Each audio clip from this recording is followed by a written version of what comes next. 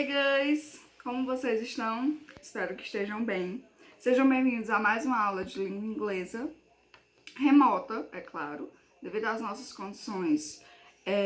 Nós estamos com nossas escolas fechadas, porém o ensino aqui ele não pode parar. Vocês não podem ter prejuízo algum, certo? A nossa aula de hoje, ela foi preparada com todo carinho do mundo. Foi pensado nos mínimos detalhes para que possa tirar as dúvidas de vocês, repassar o ensino ao máximo possível, certo? Para começar, a tia vai fazer uma introduçãozinha, começando pela nossa língua, para que a gente possa entender o que é esse conteúdo no inglês. Na língua portuguesa, nossa língua materna, nós temos uma parte da gramática chamada de pronomes. Esses pronomes se subdividem em vários grupos. Um deles são os pronomes pessoais, certo? Esses pronomes pessoais, eles se referem às pessoas de um discurso. Quem está falando? Eu, tu, ele, ela, nós, vós, eles ou elas, certo? No português nós temos dois tipos, no caso, de pronomes pessoais, oblíquos e retos. Da mesma forma, isso acontece no inglês. Também existem dois tipos de pronomes pessoais, os personal pronouns. Um desses tipos, que foi o que te exemplificou agora no português, são os subject pronouns, certo? Os pronomes sujeitos. Também existem os object pronouns, que vocês vão estar mais à frente. Tia preparou aqui para vocês um slide que ficará disponível na plataforma. Após a aula de hoje, a minha rinite alérgica atacou hoje. Vocês podem observar aqui no slide os pronomes do sujeito, subject pronouns, certo? O que são os subject pronouns? Os subject pronouns do inglês são dos tipos de personal pronouns, como já falou. Tem os personal pronouns, que são os pronomes pessoais, e tem as duas subdivisões. Uma delas, que é dos subject pronouns, certo? Da mesma forma do português, os subject pronouns, eles têm a função de substituir o sujeito, o nome de alguém ou de alguma coisa em uma frase, certo? Vamos ao exemplo. Nós vimos o conceito dos subject pronouns, os pronomes sujeitos, os pronomes pessoais em inglês, e nós vamos para um caso. Mary went to the movies last night. Que diz o quê?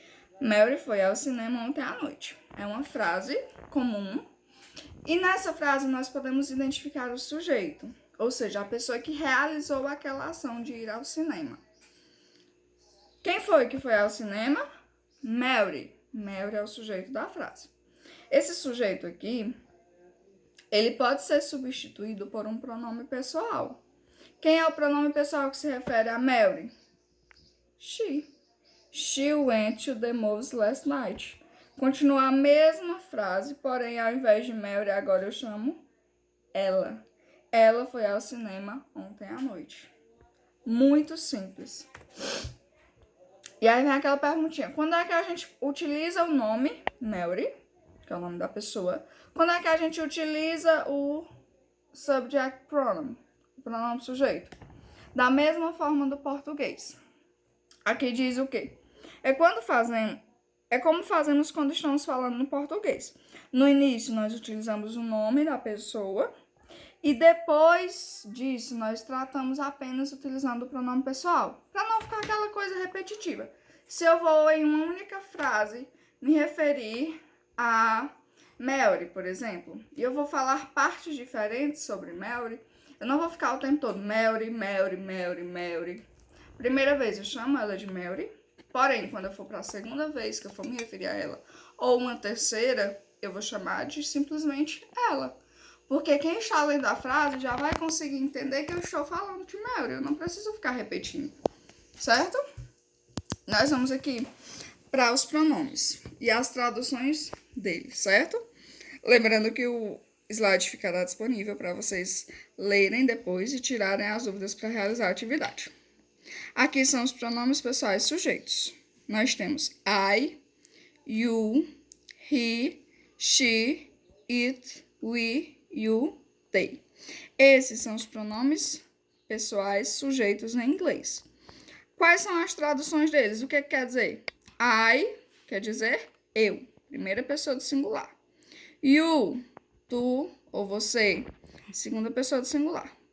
A terceira pessoa do singular é composta por he, que quer dizer ele, she, que quer dizer ela, it, que quer dizer ele ou ela. E aí vem uma particularidade aqui nessa terceira pessoa do singular.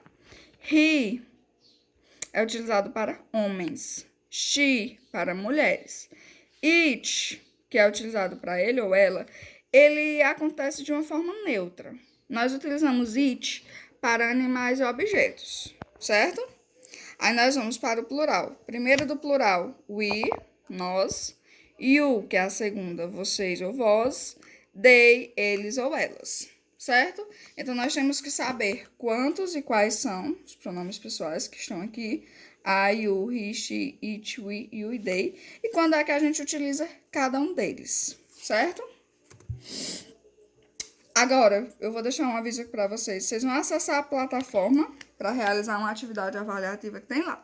Lembrando que eu vou observar também a participação de vocês durante a nossa aula, certo? Mesmo que seja remota, eu quero que vocês se dediquem ao máximo, certo?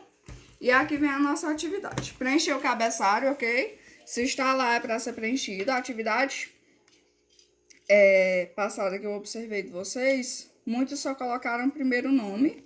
Vamos fazer direitinho, pessoal. Deixar de preguiça, tá bom? Primeira questão. Vocês vão substituir os sujeitos das frases pelos pronomes que melhor se encaixem. Vocês vão observar a frase. Identificar nela quem é o sujeito. Mary is going to travel. O sujeito é Mary. Coloquei a primeira aqui com o mesmo sujeito do slide, para facilitar para vocês. Substitui Mary por o pronome que corresponder a ela. Repete a frase do mesmo jeito. Isso em toda a primeira questão. Lá na segunda questão, vocês vão fazer a tradução. As frases estão em inglês, vão passar ela para o português. Não estão difíceis, perdão. São palavras que nós utilizamos no nosso dia a dia muitas vezes, certo? E lá no finalzinho da atividade tem uma frase muito bonita de Paulo Freire. Deem uma olhada lá para se inspirarem, certo? Então, tinha deixado a aula de hoje por aqui. Espero que realizem a atividade e me mandem no dia e na hora programada, certo? Você já tem o horário. Obrigada pela atenção e boa sorte.